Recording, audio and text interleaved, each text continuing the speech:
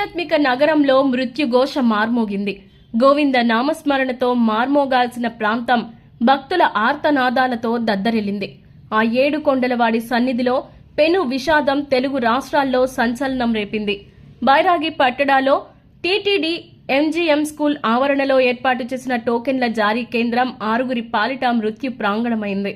వైకుంఠ ద్వార సర్వ దర్శనం టోకెన్ల కోసం ఊహించని రీతిలో భక్తులు రావడంతో తొక్కిసలాట జరిగింది. ఈ ఘటనలో 6 భక్తులు మృతి చెందారు. 48 మంది అస్వస్థతకు గురయ్యారు.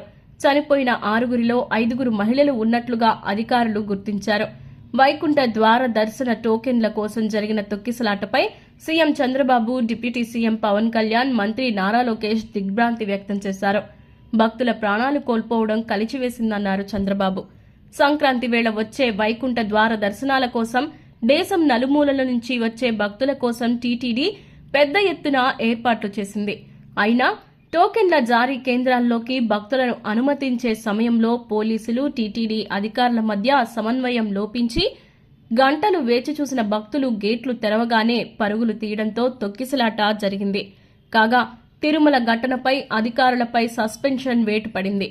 డీఎస్పీ రమణకుమార్ బాధ్యత లేకుండా పనిచేశారని సీఎం చంద్రబాబు నాయుడు మండిపడ్డారు.